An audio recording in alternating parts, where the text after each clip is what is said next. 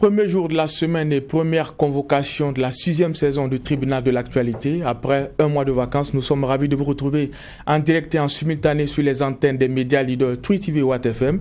Je suis Adam Scarlett Ouedraogo, président de ce tribunal. Le principe de l'émission, vous le connaissez, poser un regard critique et pluriel sur l'actualité. Et cela se fera bien évidemment avec le regard pointu des juges au siège. Bernard Bourma, Geoffroy Vaha, bonjour et bienvenue et surtout ravi de vous retrouver. Merci Président, bonjour. Je suis également ravi de retrouver. Bonjour Madame, Monsieur, bonjour Geoffroy. Bonjour Juge Bourma, bonjour Président, bonjour auditeurs et téléspectateurs. Pour cette convocation du tribunal de l'actualité, nous allons parler de la communication gouvernementale. Les juges vont porter leur regard sur la cohérence et la promptitude des actes de communication de l'exécutif en temps de crise et en période dite normale. Et notre convoqué du jour est le ministre de la Communication et des Relations avec le Parlement, porte-parole du gouvernement, Husseini Tamboura. Bonjour et bienvenue. Bonjour Monsieur le Président, bonjour Messieurs les juges, bonjour chers auditeurs et téléspectateurs. Alors l'échange avec les juges c'est tout à l'heure, mais après cette première virgule, les avant-propos.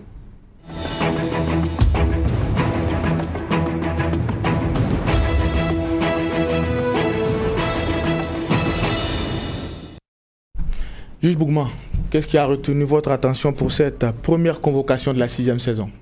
Non, pas grand-chose. Je voudrais m'excuser pour la qualité de ma voix parce que chez moi, ce n'est pas la grande forme.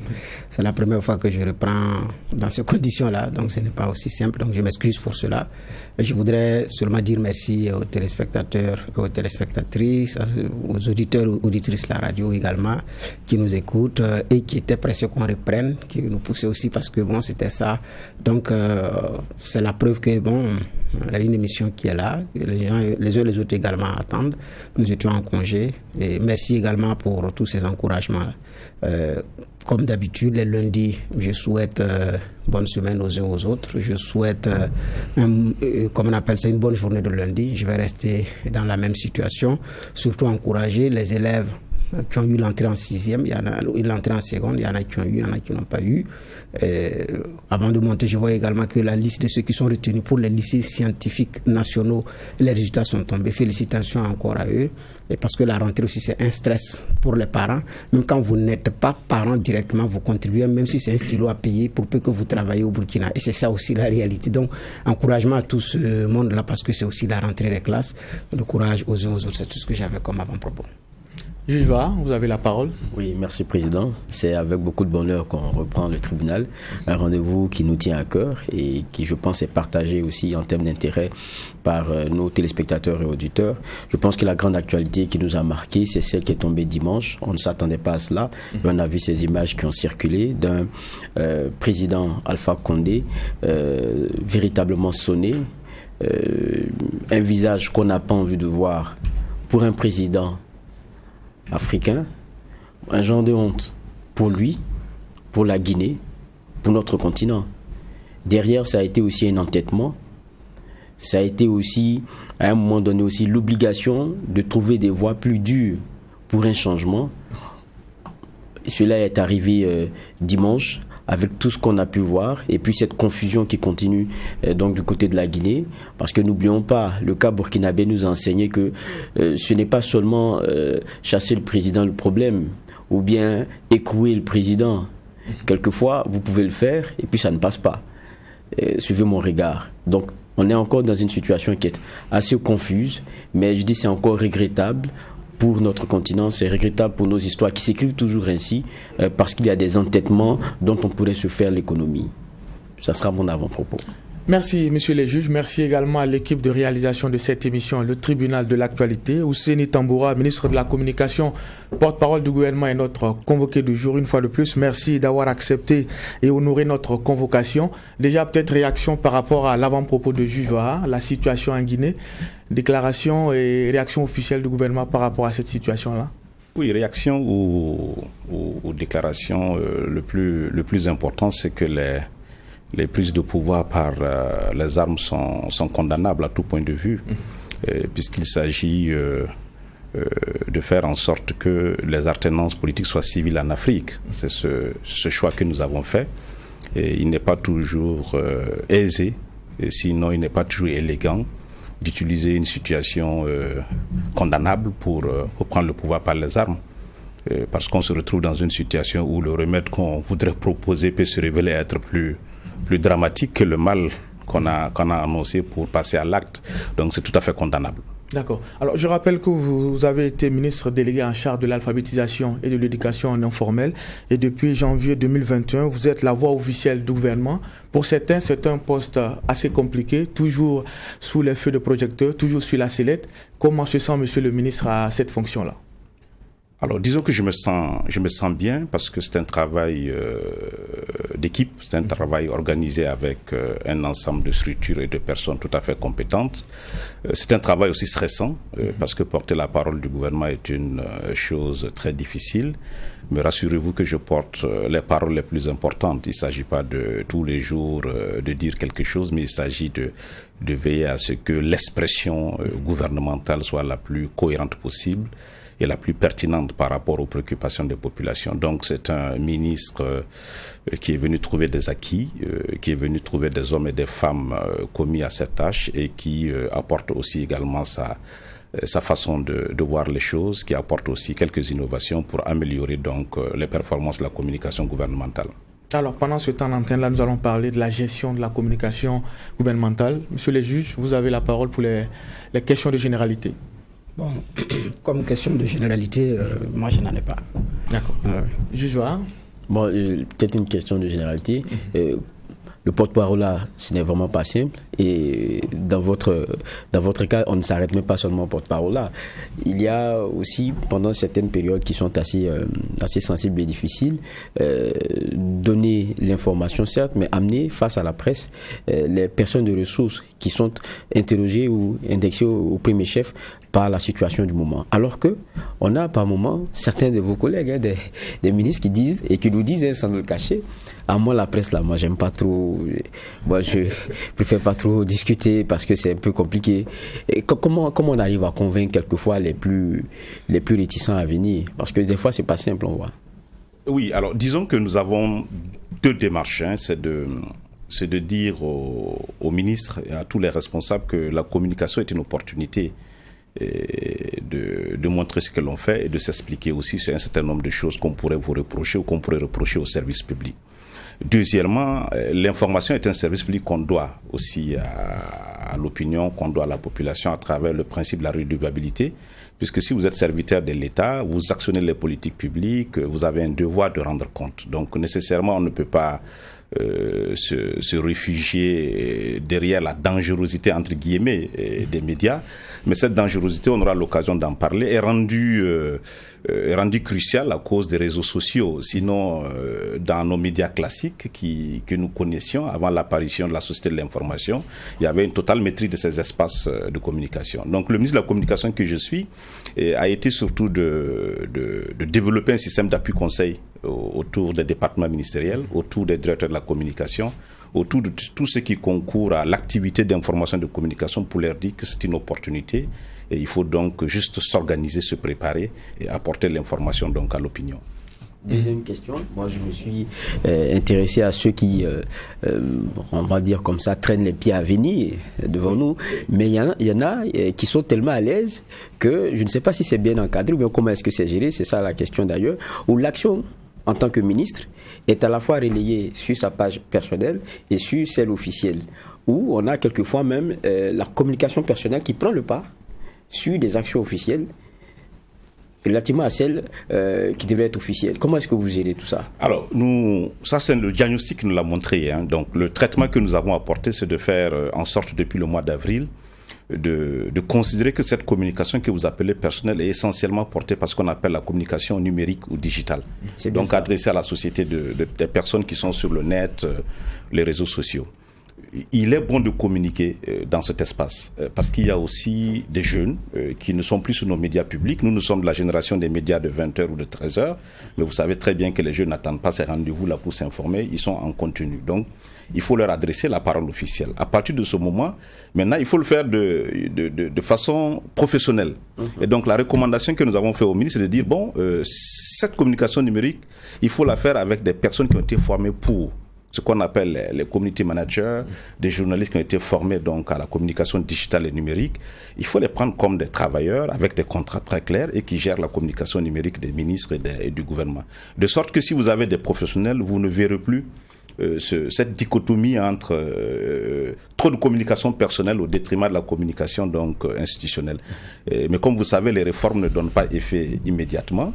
Il faut attendre certainement quelques mois encore, puisque nous sommes toujours en train d'affiner aussi la stratégie de la communication gouvernementale à ce niveau. D'accord. Juste pour moi. Dans cette même veine, il y a les activistes également qui sont derrière des ministres, qui sont mieux parfois informés d'ailleurs que les DCPM, les directeurs de la communication de la presse ministérielle, qui vendent entre griffes le ministre, parfois qui publient. Voilà. Donc, il y avait aussi ça au niveau du Burkina Faso. Donc, à un moment donné, on se demandait à quoi servaient certains DCPM dans les départements ministériels, parce que c'est beaucoup plus l'activiste. C'est sur sa page qu'on s'informe sur les activités du ministère. Aujourd'hui, quel est l'état de la situation?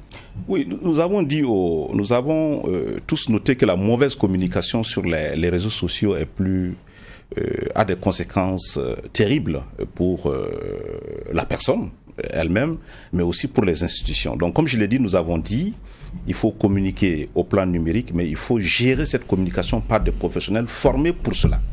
Donc ça veut dire tous ceux qui gravitent autour des personnalités, il n'y a pas que les ministres, autour des personnalités politiques ou du privé aussi, hein, oui. Vous savez, c'est l'éducation aussi à l'espace Internet qui n'est pas très bien faite. Donc nous encourageons, et en tout cas, qu'on ait des professionnels autour des ministres, autour des institutions publiques pour organiser la communication numérique. Et je suis de ceux qui pensent que mieux nous avons une bonne communication, les mauvaises pratiques de communication vont disparaître. Il s'agit de ça. Donc si j'ai dans ma direction de la communication un cadre de l'administration publique qui est formé à la communication digitale, qui s'occupe de la page du ministère, de la page du ministre, et je suis convaincu qu'on n'en aura plus besoin de ce que vous appelez les vuvuzelas. Et justement, quelquefois on se pose la question de savoir comment est-ce que ces personnes-là sont gérées. Vous avez des missions, vous rencontrez il y a des messieurs que vous rencontrez très souvent lorsqu'il s'agit de tel ministre qui est là, les hameaux du Burkina, vous les passez ensemble, et puis quelquefois sur des listes d'émargement, vous voyez aussi leurs noms, comme si c'était des journalistes. Vous posez des fois la question de savoir, mais ils sont gérés par qui ces messieurs? C'est par le ministre ou mais c'est la poche du contribuable? Est-ce que, monsieur le ministre, de façon claire, il y a une réponse ou bien c'est organisé? De façon claire, je ne peux pas répondre à cette question, mais je peux répondre pour ce qui me concerne en tant que ministre de la Communication. Comment c'est organisé chez nous? Nous avons une direction de la communication de la presse ministérielle, nous avons des services naturellement à l'intérieur, et personnellement, pour notre communication numérique, nous avons un contrat avec un community manager. Donc, quelqu'un qui a un diplôme qui a été formé pour ça, qui nous avons un contrat, qui ne participe pas à nos voyages, et qui, si vous le voyez à nos activités, c'est sur la base d'un contrat de prestation. Donc, mais je ne peux pas juger de la pratique des autres départements. Mais si les autres départements appliquent la recommandation que nous leur avons faite, parce qu'on peut recruter des journalistes là, dans nos directions de la communication. On peut donc recruter aussi des community managers qui sont des fonctionnaires, qui ont été formés dans des écoles pour ça, et qui donc dans cette direction ont pour mission d'organiser la communication numérique. En ce moment, s'ils vont en activité ou en mission, ils sont fonctionnaires, ils vont émarger. Mais le problème, très souvent, quand je parlais de la relation que je faisais avec qui paye, c'est sur l'action même qui est menée. Très souvent, elle est ciblée sur le ministre lui-même. On a l'impression que ce qui est mis en avant, ce n'est pas c'est une page personnelle. C'est moins une page pour le ministère de promotion de l'action du ministère. Dans ce cas de figure, quand vous regardez, le contribuable, vous, moi, Bernard, qui payons nos impôts et autres, on ne veut pas voir ces messieurs-là payés par ça. Absolument. Ce sont des choix de pertinence. Moi, je suis de ceux qui pensent qu'il faut communiquer par le résultat. La communication sur la personne n'a pas trop d'impact quand on est serviteur de l'État, commis à des missions, parce qu'on a des attributions, on a des contrats d'objectifs qui sont fixés par le chef du gouvernement, on a quand même une mission aussi d'intérêt général auprès de la population. Il faut communiquer sur le résultat que vous attendez, que vous avez obtenu, et non communiquer sur votre personne. Si en ce qu'on appelle comme bénéfice secondaire ou en bénéfice périphérique, la personne de celui qui atteint le résultat est mise en avant, tant mieux. Donc, toutes ces recommandations, tous ces principes sont en train d'être mis en œuvre au profit de la communication institutionnelle.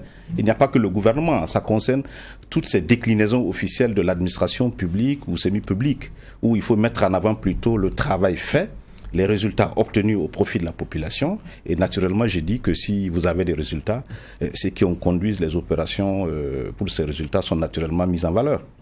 D'accord. Vous êtes porte-parole du gouvernement. Dans chaque département ministériel, il y a également une direction de la communication. Oui. On a aussi le service d'information du gouvernement, le SIG. Finalement, comment tout cela est coordonné pour qu'on puisse avoir une information ou une communication du gouvernement assez efficace? C'est très bien organisé. Le gouvernement pris en entité unique, essentiellement communique à travers quelques actes connus.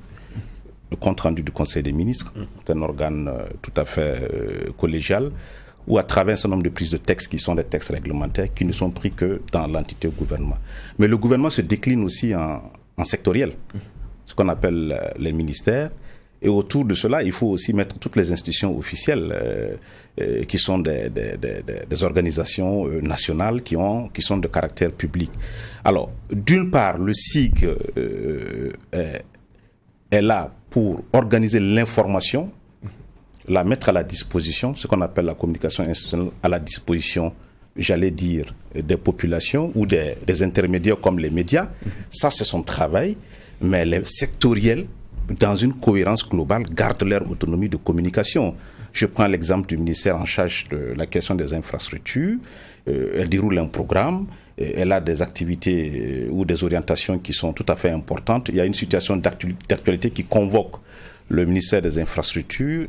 Ils ont l'autonomie, dans un règlement convenu, de communiquer, tout simplement. Maintenant, si le SIG ou toute autre direction du ministère doit intervenir, parce que l'actualité convoque le ministre en question, on va en parler tout à l'heure, nous organisons la rencontre entre le ministre concerné et la presse. Et nous préparons aussi la sortie du ministre pour éviter que ces espaces de rencontre avec les médias soient des glissades pour l'autorité publique. Nous travaillons sur les éléments de langage, nous travaillons sur un certain nombre de tenues, comment il faut être avec la presse, il faut être respectueux des médias, il faut leur donner l'information, il n'y a pas d'information à juger si confidentielle qu'on ne la donne pas, sauf naturellement lorsque la loi ou le règlement classe certaines informations confidentielles. Donc ce travail de sensibilisation se fait très bien. Vous l'avez dit, toute sortie médiatique est préparée avec justement le ministre concerné. Oui. Aujourd'hui, nous avons une opinion nationale assez critique avec aussi l'avènement des réseaux sociaux. Tout ce qui est déclaration officielle est scruté à la loupe. Finalement, comment vous appréciez tout cela? La réactivité et surtout ce qu'on a comme polémique sur les réseaux sociaux. Alors, mon rôle est très simple.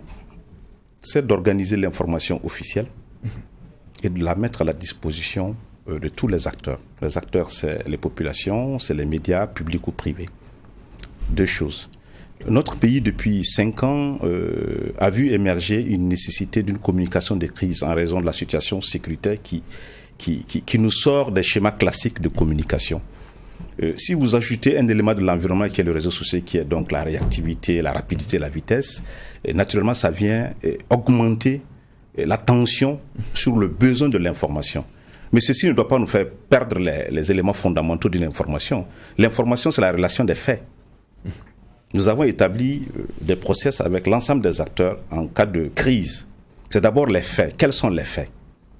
Deuxièmement, comment nous mettons à la disposition des médias et des populations ces faits pour qu'ils soient crédibles. Et maintenant, nous avons ce troisième défi qui est le délai. Et c'est là que ça coince. Parce que les réseaux sociaux, c'est instantané. Vous recevez un message qui vous dit qu'il y a une opération militaire au nord, à l'instant T, et vous n'avez pas cette information auprès des sources officielles du gouvernement. Mais nous, on s'assure d'abord que le fait existe. On a ce travail que nous faisons. Et donc, nous avons accéléré et organisé ce système de vérification, de collecte d'abord des faits, de vérification des faits, et ensuite nous avons introduit la notion de bilan provisoire pour aller plus vite. Parce qu'avant nous avions une tradition d'attendre le bilan définitif qui doit être fait par les hommes sur le terrain, ce qui prend du temps. Aller décompter les victimes, aller faire une opération de ratissage en évitant les mines peut prendre du temps. Donc nous avons introduit un biais qui est le bilan provisoire. Dès que le fait est avéré, nous avons un bilan provisoire avec les sources habilitées. Et les sources habilitées, nous les avons aussi identifiées. C'est le gouverneur ou toute source locale. C'est le ministre sectoriel tuteur de l'événement qui est arrivé.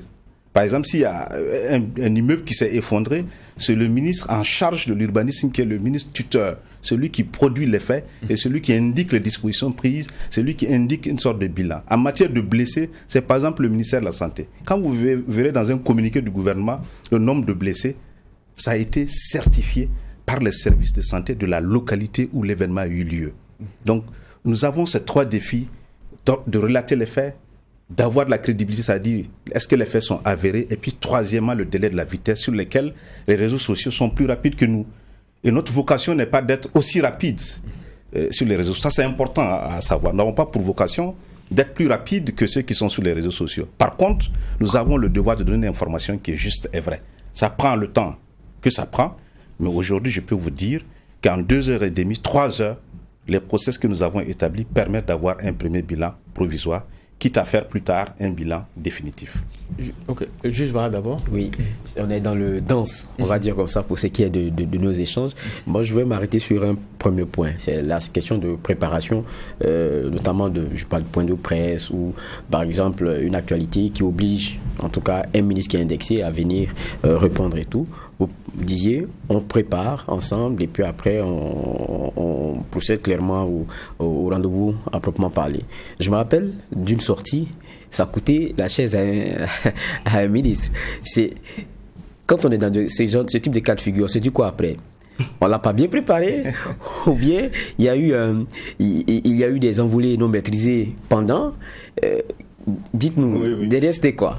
Bon, là, vous me demandez de commenter ou d'analyser. Il y a des aspects subjectifs dont je ne peux pas répondre.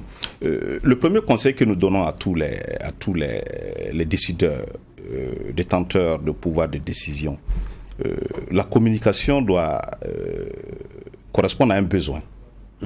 Il ne s'agit pas de répondre à tout vent, à tous les micros, à toutes les caméras. Lorsque on vous demande une interview, vous n'êtes pas obligé de l'accepter quand vous n'êtes pas prêt. Vous êtes d'accord avec moi? D'accord. Vous m'avez invité à une émission, après analyse avec mes services de communication, nous n'avons pas, ça n'épouse pas notre plan ou notre stratégie de communication. Ce rendez-vous que vous me sollicitez, je peux le refuser et ne pas venir. Ensuite, lorsque je sors d'une activité de compte-rendu du Conseil des ministres ou d'un séminaire, après les discours, il se développe un rituel d'interview. Il y a un rituel d'interview où on estime que les sujets doivent être relatifs à l'activité qui vient de se clôturer.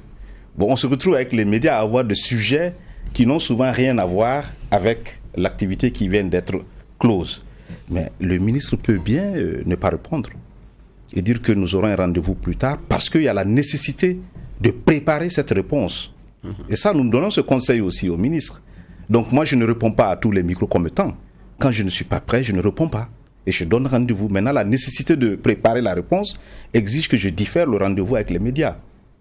Quand on prend le cas du ministre de la Sécurité, parce que c'est de lui qu'il s'agit, il était à un moment donné très interpellé sur la question des VDB et autres. Je me dis, à un point de presse pareil, c'était une question qu'il ne pouvait pas louper, quoi. Oui, mais le point de presse, vous vous souvenez aussi que c'est à l'occasion d'un compte rendu du Conseil des ministres. C'est à la sortie d'une réunion du Conseil des ministres, lorsque nous avons fini naturellement le compte rendu, on s'est entendu dans un contrat, vous et moi, que on prend 2 ou 3 questions, en général comme ça, qui n'ont rien à voir avec le compte rendu du Conseil des ministres. Et il y avait l'actualité de la sécurité, le ministre de la Sécurité était là, a reçu cette question. Donc vous voyez bien que ce n'est pas si préparé que ça. D'accord. Alors que on aurait pu simplement dire nous allons organiser une rencontre demain ou le lendemain sur la question des VDP, c'est que nous laisser le temps de préparer cette rencontre en choisissant les éléments de langage qui sied dans cette circonstance. À la vérité aussi, c'est que la plupart du temps, vous tombez sous le coup de questions qui ne concernent pas forcément l'ordre du jour, parce que nous, on a une façon de fonctionner aussi dans nos rédactions. On a des questions qui refroidissent, mais qui vous attendent. Absolument. Parce que on tente par des moyens d'avoir le ministre, c'est difficile, ouais. Mais le jour où on l'a, il y a une question frigo pour lui. Absolument. Et ça, c'est aussi la réalité de notre métier. Vous êtes dans votre rôle, je ne me le reproche pas. Voilà, vous avez dit que maintenant, il y a la notion de bilan provisoire qui a été effectivement introduite, avec des horaires précis. Quand on prend le communiqué, on dit à telle heure, il y a eu cela. Mais sauf qu'il y a parfois des attaques où, à un moment donné, il y a un nouveau bilan actualisé sur les réseaux sociaux. Et chez vous, ça se fait toujours attendre. Par exemple, lors du dernier attaque, ça s'est fait. Je vous ai bien expliqué. Est-ce que vos relances terrain ne sont pas lents? Ils sont là en raison de la situation. Lents, je veux dire. Lents? Oui. C'est normal. Ils sont là en raison de la situation du terrain. On n'a pas les mêmes objectifs. On nous dit qu'il y a une attaque sur Arbinda. Le premier bilan fait par les autorités habilitées nous indique tel nombre de personnes tuées, avec des nuances qu'on n'arrive pas à avoir à ce moment. De deux choses l'une. On dit, OK, nous attendons la fin des opérations de ratissage, qui sont souvent des opérations militaires, qui se font aussi au pas de la sécurité. On ne va pas comme ça, comme on va au marché. Et on va avec des hommes, on fait attention à ce qu'on fait. Donc, ça peut prendre du temps. Au lieu d'attendre que ce ratissage soit terminé et de renvoyer le bilan, nous avons introduit la notion du bilan provisoire. Au moins, le premier fait indiquer ce bilan. On le donne. Sur Arbinda, c'est ce qui s'est passé. C'est lorsque on a fini les inhumations, le lendemain vers 9h, 11h, avec une situation du centre médical de Arbinda, avec les noms et les identités des personnes, 7 femmes, 52 hommes, 6 VDP. C'est écrit, c'est clair. Mais ça s'est fait le lendemain. Mais nous avions en premier communiqué la veille. Mais notre devoir est de donner la situation du lendemain, du jour plus 1, parce que nous avons la situation exacte et définitive. C'est tout à fait logique. Le bilan ne vaut que pour son temps. Monsieur le ministre, ça me paraît évident. En fait, mais il y a un premier bilan qui est donné. Oui. Ensuite, maintenant, il y a eu l'inhumation. Oui. Et donc, le nombre de tombes déjà dépassé ce qui avait été donné dans le bilan provisoire.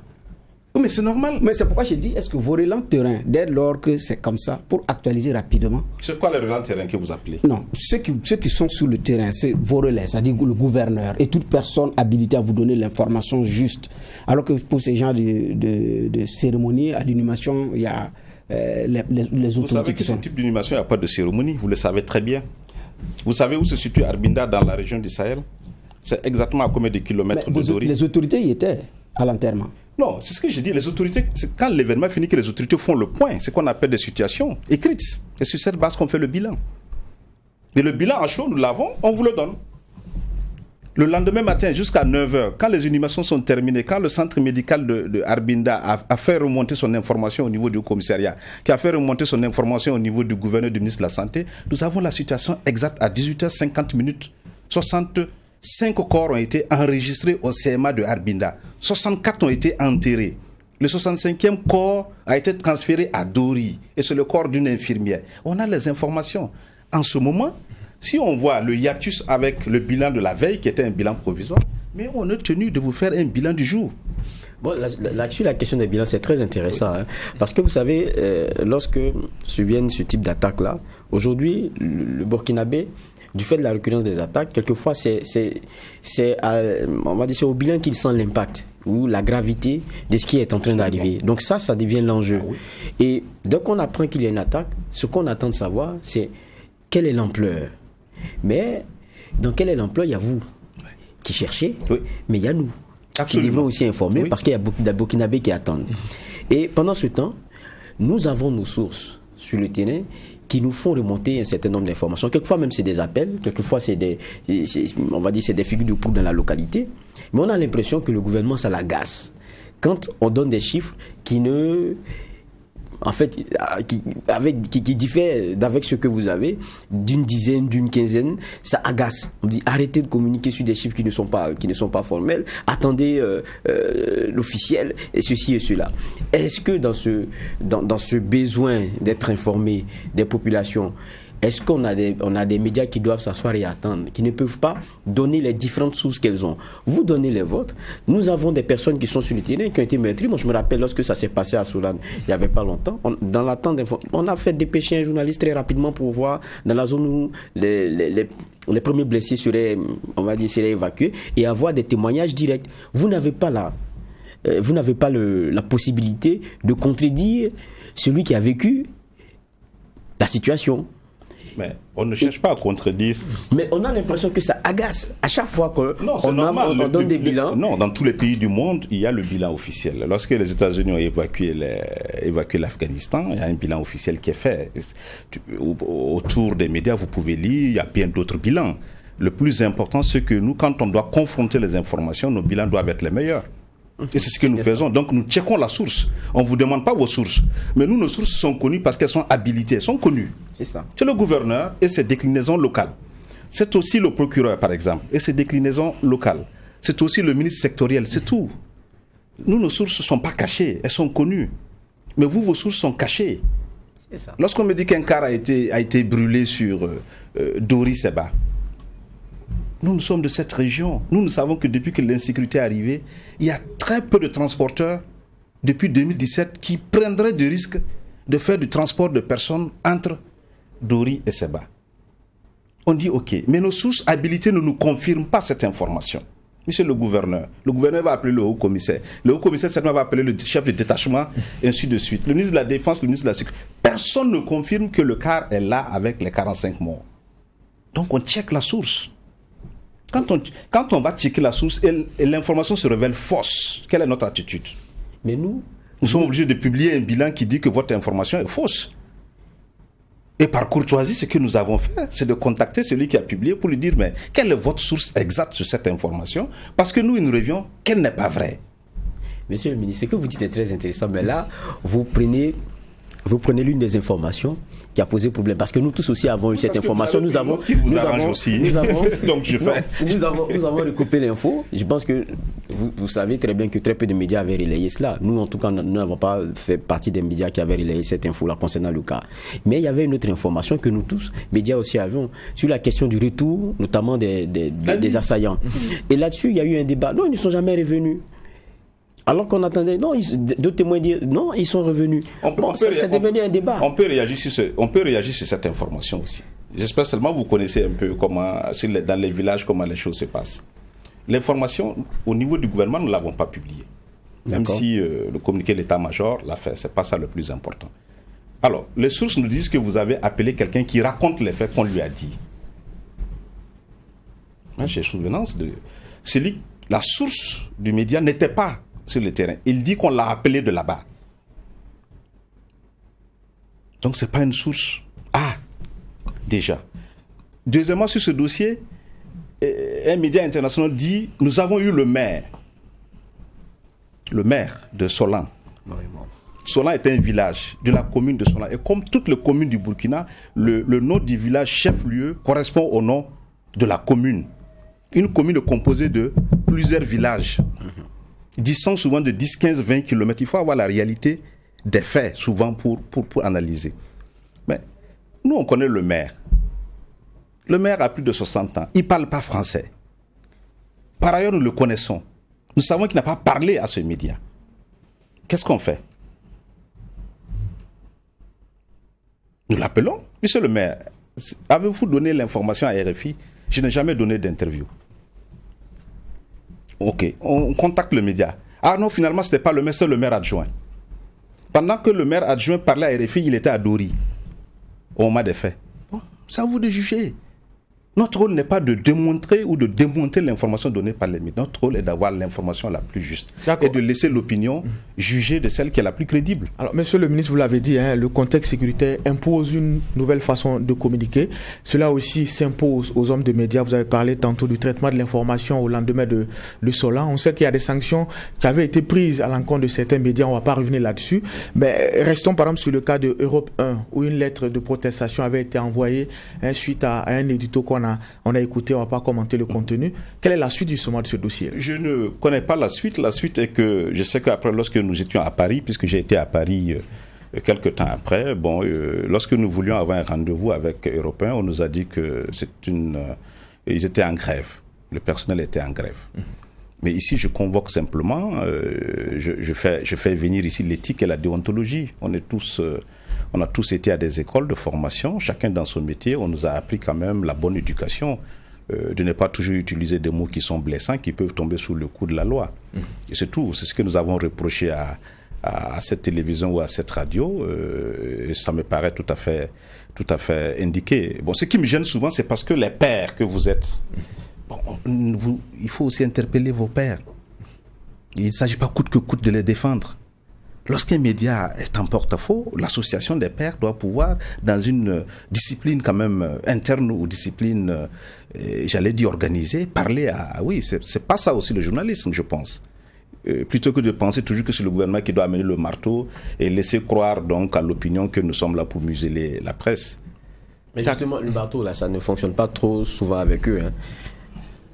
Oui, ce que je dis. Mais on a des associations de journalistes au Burkina. Il y a des associations ou des associations de journalistes en France. Est-ce que ici, à ce tribunal, vous allez vous mettre à insulter le président français ou à... Ça me paraît difficile que vous le fassiez parce que vous avez été bien formé, vous avez une éthique, vous avez une déontologie. Ça me paraît évident. C'est même de la crédibilité du média. Oui, juge Bouma. Oui, d'ailleurs, parlant effectivement de ces médias aussi, on a vu... Bon, c'est vrai qu'en ce moment, vous n'étiez pas ministre, vous étiez député à l'Assemblée nationale, l'attaque de l'état-major, où les bilans communiqués, effectivement, étaient faux. Bon, il n'y a eu aucune rectification. Moi, ce que je veux savoir, les relations avec la presse internationale, comment est-ce que ça s'organise entre la presse internationale et le ministère de la Communication, qui est le porte-parole du gouvernement? Permettez-moi de dire que l'information chaude, ce que j'appelle la communication des crises, tout de suite, nous avons essayé de la prendre en charge en développant ce que j'appelle les process, qui indiquent les sources habilitées, les timings de réaction, les cellules d'analyse et qui proposent les actions de communication. Nous avons essayé de rencontrer aussi la presse internationale à travers les correspondants qui sont ici et nous les avons considérés comme un centre de diffusion. Parce qu'en vérité, ce qu'ils nous reprochent en général, ce qu'ils ont reproché au gouvernement, c'est de dire oui, nous voulons bien exploiter les informations que vous nous donnez, mais elles ne viennent pas à temps. Nous avons pris le pari de faire en sorte que ces informations soient disponibles à temps. Je viens de vous l'expliquer. Disponibles et mis à la disposition à travers une plateforme. Donc cette question est réglée. Mais il ne faut pas oublier toute l'information froide qu'il faut organiser. Ce qu'on appelle la communication gouvernementale sur ces décisions publiques, sur ces politiques publiques qui doivent être déployées dans les langues que parlent les populations. Et à ce niveau, on est en train on a lancé une étude pour réaliser un document de stratégie de communication gouvernementale qui va nous permettre de traiter les questions froides. Parce qu'il y a une question de redevabilité. On doit avoir une démarche naturellement de communication vis-à-vis des populations et vis-à-vis de l'international.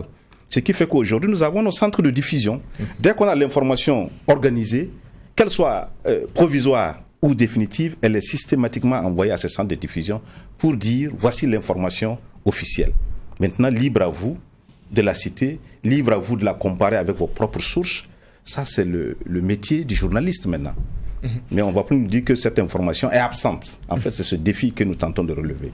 Ousseini Tamboura, porte-parole du gouvernement, ministre de la Communication, est notre convoqué du jour. Alors, vous l'avez, en début d'émission, parlé un peu de la contribution de ce qu'on appelle les activistes, en tout cas en matière de communication.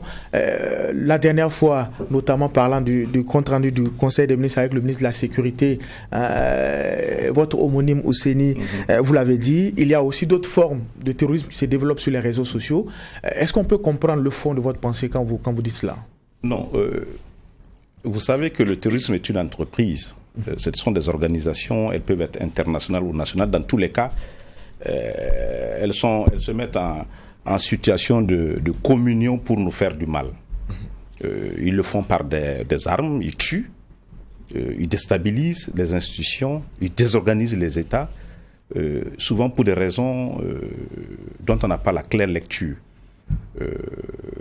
Tantôt quelques objectifs annoncés comme religieux qui se sont révélés faux, c'était des chevaux de Troie pour avoir du monde, mais ce dont on est presque sûr, ça rend service à la criminalité, qu'elle soit nationale ou internationale, de trafic, tout ce que vous savez. Mais on s'est rendu compte aussi que il n'y a pas que les fusils qui tuent. Il y a autour de cette entreprise terroriste, de ces attaques terroristes, de cette façon d'attaquer les pays africains, c'est pas nous seulement, qu'il y a une forme d'empathie favorable dans les réseaux sociaux, parce qu'il y a des gens qui relaient la psychose, qui font donc un travail favorable aux groupes terroristes. On s'est dit, en face aussi, il faut déployer un système d'information et de communication. Le premier axe, c'est d'attirer l'attention des internautes, parce qu'ils sont sur les claviers, ils ne sont pas forcément éduqués à l'importance d'Internet. Il y en a qui pensent que quand ils postent une information, que ça reste dans leur quartier. Il y en a qui ne savent pas que c'est dans le monde entier et que de toutes les façons, on ne peut même plus effacer. Donc, c'est d'abord de sensibiliser les Burkinabés sur le fait que lorsqu'on est dans une situation de guerre, il y a des choix à faire. Et ce choix, c'est le choix du peuple, c'est le choix du pays face à des gens dont on ne connaît pas et qui nous recherchent du mal. C'est ce qu'on appelle le terrorisme sur les réseaux sociaux. Tous les jours, on nous dit 200 Anis sont ici, et vous publiez une information officielle. Les gens sont dubitatifs. Bon, finalement, on se demande s'il n'y a pas une certaine complicité d'une activité sur les réseaux sociaux favorable au terrorisme. Mais il y a une loi qui encadre tout cela. Pourquoi le gouvernement ne s'assume pas? Mais quand on veut appliquer la loi, vous êtes les premiers à dire qu'on veut museler la presse. J'ai pu noter ces derniers temps, lorsque des personnes sont convoquées, qu'il y a des clameurs qui se lèvent. Donc il faut savoir ce qu'on veut. Le plus important, la loi dont vous parlez, c'est la modification du code pénal, qui visait un objectif très clair. L'objectif est très clair. Toute publication qui porte atteinte au moral des troupes est condamnable. Et c'est pas moi, quand on est en situation, on modifie le cadre juridique. Hier ou avant-hier aux Pays-Bas, ou dans un des pays où quelqu'un a assassiné 5 ou 6 personnes par le couteau, ce matin déjà, le gouvernement promettait la relecture du cadre juridique pour y faire face. Ça, c'est une responsabilité. C'est de cela que vous parlez. Mais écoutez, quand on actionne ça, on nous dit qu'on muselle la presse. Alors que ce n'est pas la presse dont il s'agit. Votre formation, votre déontologie, votre éthique vous permet déjà de ne même pas démoraliser les troupes. Je considère. Il s'agit des activistes qui, pour moi, ne sont pas des journalistes, qui sont des citoyens qui ont beaucoup de temps sur les réseaux sociaux. Et je ne sais pas comment ils arrivent à avoir beaucoup de temps sur les réseaux sociaux d'ailleurs. Puisque par ailleurs, on est tenu aussi de faire de la production. Oui, mais justement, c'est là où effectivement, à ce niveau, on ne comprend pas. Ce n'est pas la première fois que ce genre d'informations, des fausses informations, sont relayées par certaines personnes sur les réseaux sociaux, qu'elles soient ici ou pas. Mais bon, il n'y a rien. L'information, elle est fausse, vous vérifiez, elle est fausse, mais vous ne bougez pas, le procureur ne bouge pas, personne ne bouge, alors que bon, le CSC dit c'est pas de mon ressort, c'est le ressort du procureur. De la justice, oui. De la justice, mais le procureur ne bouge pas. Alors que ce sont des fausses informations qui contribuent également, effectivement. Voilà. Alors, pourquoi? Alors, je ne saurais expliquer pourquoi il n'y a pas d'action. Ce serait difficile, mais on peut noter avec vous qu'on aurait pu avoir beaucoup d'actions sur des fausses informations. Sur le plan pénal, je considère que c'est sur le plan pénal surtout. Oui, puisque vous avez dit, il y a une loi. Puisque sur le plan disciplinaire, le CSC, quand un média est en porte-à-faux, le CSC ne régule pas les réseaux sociaux. J'espère qu'on est tous conscients. Son rôle n'est pas de réguler les réseaux sociaux parce que ceux qui sont sur les réseaux ne sont pas des journalistes. Et donc c'est certainement sur le plan pénal. Bon, nous allons peut-être analyser. Mais à ce niveau, est-ce qu'il n'y a pas un vide juridique? Parce qu'aujourd'hui, presque tous les organes de médias ont leur prolongement sur les réseaux sociaux. Non, il n'y a pas de vide juridique. Je pense qu'il y a une loi sur les médias en ligne, d'une part. Les médias en ligne constitués de façon régulière sont des médias responsables. Ce dont il s'agit, c'est des personnes qui, par le nombre de suiveurs qu'ils ont, le nombre de personnes qui sont sur leur profil, ont un volume important d'influence. D'ailleurs, ceux qui veulent se distinguer des activistes commencent à se faire appeler influenceurs. Moi, je préfère cette approche d'ailleurs positive, parce que c'est des gens aussi qui peuvent aider à construire une opinion. Donc, il ne faut pas systématiquement considérer qu'ils sont méchants. Moi, il faut séparer ceux qui sont méchants et qui font du tort au Burkina Faso, et séparer ceux qui font du bien au Burkina Faso. Alors, il y a également un autre phénomène qui s'est développé ces derniers temps, c'est notamment la fuite de documents officiels sur les réseaux sociaux. Il y a souvent des communiqués ou des notes internes. Comment tout cela peut s'organiser? Est-ce que c'est un manque de rigueur dans le traitement de l'information? Est-ce qu'il y a des personnes qui ne sont pas à leur place? Non, ce manque de rigueur nous incombe à tous. Dans les procédures administratives, nous avons une plateforme gérée par le ministère en charge de l'économie numérique qui encourage à utiliser moins de papier, qui encourage à utiliser les voies informatiques pour travailler. Mais c'est pour l'administration, c'est un réseau interne à l'administration. Donc on ne devrait pas pouvoir se retrouver complètement à nu, donc à la portée de tout le monde. Ça, c'est ce que je dois dire. Deuxièmement, quand je dis que c'est un manque de rigueur de nous tous, en vérité, nous avons des réflexes de partage. Nous avons des réflexes, je n'ose pas dire burkinabé ou africains, qui consistent à transposer l'oral dans les réseaux sociaux. Nos attitudes à l'oralité sont transposées dans les réseaux sociaux. C'est ça qui nous fait beaucoup de mal. Envoyez-moi le projet d'arrêté, faites-moi une photo ou envoyez ça par email. Quelqu'un le prend, il dit bon, je te transfère ça. Et de transfert en transfert, ça se retrouve un peu partout. Donc il y a forcément soit des personnes malveillantes qui ont envie de sortir un document administratif pour servir une cause entre guillemets, d'information, mais je ne pense pas que c'est la faute de l'administration prise comme personne morale. Nous sommes suffisamment bien organisés dans ce sens. Bon, moi, je veux revenir sur la question des activistes, parce que pour c'est très important. Tout à l'heure, je pense qu'on traitait la question des fake news, des nouvelles qui sont fausses. On sait qu'en la matière, il peut y avoir mésinformation, malinformation ou automotivation derrière. Mais il y a aussi, par moment, le fait qu'il y a des vidéos, il y a des images, il y a des renseignements qui sont donnés, qui s'avèrent vrais, mais qui ne pourraient être détenus que par des personnes qui ne peuvent être qu'au front ou à l'opérationnel, ou en tout cas à un certain niveau qui n'est pas celui du citoyen lambda. Comment ça se fait que ce soit aussi récurrent? Alors, vous me demandez une explication difficile, mais les dispositions du code pénal sont très claires. Quiconque donne ces informations sur les réseaux sociaux, donc que vous soyez quelqu'un qui est détenteur de cette information de par votre travail que vous l'avez mis, si effectivement on avait l'action publique, comme on l'appelle dans le jargon judiciaire, logiquement on devrait pouvoir retrouver toutes ces personnes qui ont enfreint d'abord à la discipline du corps, puisqu'il s'agit de ça, et puis ensuite vous avez commis une infraction. C'est peut-être sur ça qu'il faut travailler. Ce qui fait que donc c'est moins les journalistes qui sont en cause dans cette situation, comme je l'ai dit, que des citoyens burkinabés qui n'ont pas la mesure souvent de l'acte qu'ils posent, sauf s'ils en ont conscience et recherchent un objectif donné. Bon, à partir de ce moment, comme je l'ai dit, il faut appliquer simplement la loi pénale. Nous en avons conscience et peut-être qu'il faut améliorer l'organisation disciplinaire et puis faire en sorte aussi que nous ayons ce qu'on appelle le système de monitoring sur le net. Ça veut dire que logiquement, si vous postez un document ou une photo, je sais qu'on a les technologies pour savoir qui est à l'origine. À partir du référencement de l'appareil photo lui-même, le jour, la date, l'heure, et puisque aujourd'hui tout le monde est identifié en principe au niveau des sociétés immobilières, si on fait de l'instruction en principe, on peut trouver qui l'a fait. Donc peut-être qu'il faut remettre la rigueur dans la poursuite pénale sur ceux qui posent ces actes. J'en conviens avec vous. Deuxième question, c'est sur un autre volet, la question de la fuite de documents sur les réseaux sociaux, documents administratifs. Tout à l'heure, monsieur le ministre disait que ça devait relever peut-être, ça s'expliquait par les pratiques que nous avons, mais je me dis aussi que le problème peut être un peu plus profond. Est-ce que ça a été fouillé? Parce qu'on a vu aussi sur les mêmes réseaux sociaux des correspondances entre un président et un ministre qui ne devraient même pas se retrouver sur une place publique. Je veux dire, comment cela est possible? Et ça, c'est pas une seule fois. Est-ce qu'il y a des actions claires qui ont été engagées pour comprendre un peu dans le circuit qu'est-ce qui ne va pas? Ou bien qu'on se dit, bon, c'est sûrement des erreurs qu'on a. Je peux vous assurer que des actions avaient été entreprises en son temps pour comprendre comment ces documents se sont retrouvés. Je peux vous dire que les mesures idoines ont été prises. Donc on peut se rassurer sur cette prise de conscience des autorités publiques. La deuxième chose que j'ai à dire, il ne faut pas simplifier les choses. Lorsqu'un président écrit à un ministre, il y a beaucoup de personnes qui interviennent dans la chaîne. Lorsque moi je vous transfère un courrier, c'est pas le ministre Tamboura qui l'amène à votre directeur général. On est d'accord. Il y a beaucoup de personnes. Je pense qu'il faut interroger aussi cette chaîne et faire en sorte que cette chaîne soit la plus irréprochable possible, parce que ce sont nos collaborateurs.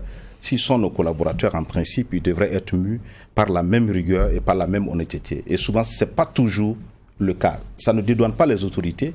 Peut-être qu'il nous faut trouver des procédures plus rigoureuses pour que les documents administratifs ne se retrouvent pas sur la toile, ou que s'ils se retrouvent indûment, parce qu'ils peuvent se retrouver aussi de façon due, parce que l'accès à l'information aussi peut autoriser que certaines informations soient publiques.